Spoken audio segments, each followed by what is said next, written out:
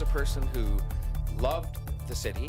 He loved people. Toronto says a final goodbye to former Mayor Rob Ford. Police search for a suspect who trashed the ETOBICOKE Civic Center. The suspect in the hijacking of the Egypt airplane appears in court.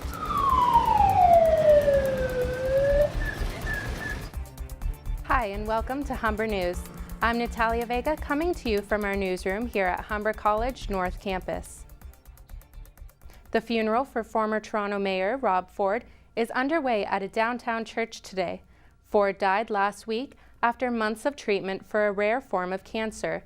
Thousands of people turned out over the past few days to pay tribute to Ford as he lay in repose at City Hall. We have reporters there and at St. James Cathedral, where the funeral will take place. That's where we begin our coverage with reporter Nick Westall. Hi, Natalia. Yeah, it's not officially a state funeral, but it certainly feels like it. Thousands of people have turned out in downtown Toronto to pay their final respects to Councillor Rob Ford. It began earlier this morning around 9 a.m. People lined up to get inside the cathedral behind me. There's a limited number of public members being allowed inside, about 50 to 100 people. The reason, because it's full of dignitaries, members of City Council, the Lieutenant Governor, the Premier of Ontario, all here to pay their condolences, joining with the Ford family. Now, about moments ago, the procession arrived here, the casket being escorted into the church. That procession being accompanied by the Toronto Police Service Mounted Unit, as well as members of the Toronto Police, Toronto Fire, and Toronto Paramedic Honor Guards, all joining with regular citizens who marched alongside the family, members of Ford Nation wearing Ford Nation shirts, wearing pictures of the mayor, carrying personal mementos. The procession left just over an hour ago from Toronto City Hall. That's where our reporter, Manu Yawar, was there, and she has this report. Thanks, Nick. I'm standing here in front of City Hall, where the late councillor has left the building for the last time. The funeral procession began here just moments ago, where a crowd of hundreds had gathered to pay their final respects to the mayor. The Ford family arrived at City Hall just after 10, led by Rob Ford's widow Renata and their 2 children. She waved and blew kisses to the crowd of fervent supporters who chanted Rob Ford Mayor for Life and sang in support. The procession began just after 11, led by Renata and their children, and included the whole Ford family, including Doug Ford, Michael Ford, and the rest of the Ford family. They will be led downtown for a procession towards St. James Cathedral, where the funeral will begin. Mahnu Yavar, Humber News. Now back. I'm not sure if you can hear behind me, but there is audio from inside the funeral service. Moments ago, Rob Ford's daughter Stephanie spoke and relayed a conversation she had with her dad in his last days. Ford reportedly told his daughter, he said, "I need you and Dougie to be strong for your mother." Now, the service is expected to wrap up in about an hour's time. Tonight, members of the public are invited to the Toronto Congress Centre. That's where there will be a celebration of life for Councillor Rob Ford. Reporting live from St. James Cathedral, Nick Westall, Humber News. The Major Crime Unit is investigating a break and enter at the ETOBICOKE Civic Center. Police say the building was extensively vandalized early Tuesday morning. Humber News reporter Marino Greco has the details. I'm here at the ETOBICOKE Civic Center, where crews are cleaning up following an early morning break-in that left much of the premises extensively damaged. Broken windows, discharged fire extinguishers, and trashed computers were just some of the crimes committed by the perpetrator, who police describe as a white male, about 5'11", 180 pounds, and wearing a white leather jacket. There are no plans to reopen the Civic Center anytime soon, but residents looking for counter services can try Toronto City Hall, North York Civic Center, or Scarborough Civic Center. Marino Greco, Humber News. Toronto police are investigating an armed robbery that happened on Humberline Drive.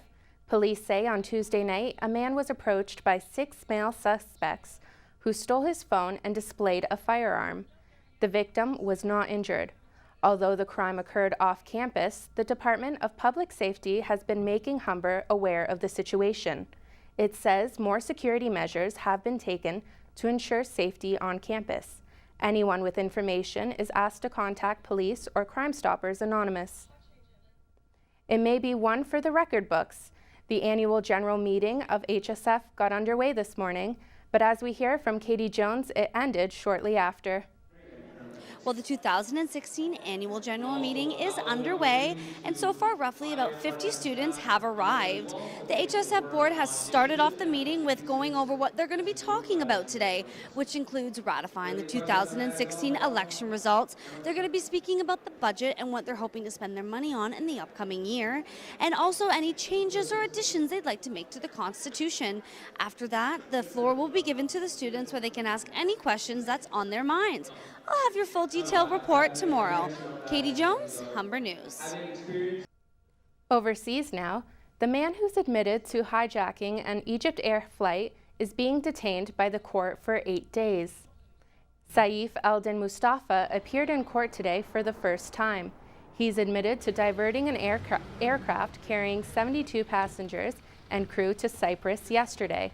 A court in Larnaca has remanded the suspect. The suspect presented today before the court, and he will stay in custody for 8 days. Mustafa is said to have threatened the crew on board with a fake suicide belt, the thick white pockets holding wires and containers. All hostages were released unharmed, and police will continue to investigate. Syrian security forces in Palmyra are clearing mines and disarming explosives after ISIS allegedly booby-trapped the historic area. Syrian militants found the historic World Heritage Site in pieces after its mines were destroyed by ISIS. According to the Syrian military, ISIS placed wires around the mines with plans to blow up the circuit once the town was in good shape. Their intentions were to destroy the town with its residents and soldiers in it. The Syrian government, backed by heavy Russian air support, drove ISIS out of Palmyra and reclaimed the city on Sunday. More protests today at the Idomeni refugee camp at the Greek-Macedonia border. Thousands of migrants blocked train tracks with makeshift camps in protest against the closed border with Macedonia. The refugees have been blocking trains from traveling in and out for the past 2 weeks. Refugees say they're frustrated and confused with how they are currently being treated. It is very failed so much. We heard from our friends who goes to another camps. They are like isolated places. There are tents, just tents. Inside the tents, there is no heating. Despite the harsh conditions and lack of food, there are still as many as 10,000 refugees at the camp. A huge residential fire in New York has left buildings damaged and many people injured. The 5-alarm fire spread late Tuesday night to more than 5 residential buildings in Brooklyn. 10 people were injured.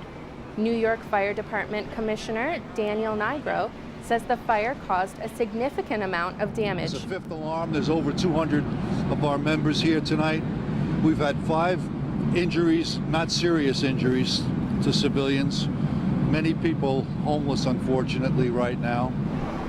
New York's fire department says many residents were able to evacuate the building before the fire got worse. The cause of the fire has yet to be determined. When we come back, we'll tell you what's happening in the world of sports, and Persis Abraham will have your 3-day forecast. All right, folks, spring weather is finally upon us, so get your rubber boots and your spring jackets, and I'll have your 3-day forecast after the break. But first, an aquarium in Paris is getting ready to give a few lucky contest winners a night they'll never forget. Sleeping with the fishes just got a new meaning. For this sleepover, you're submerged 33 feet underwater and 35 sharks swim around your bed.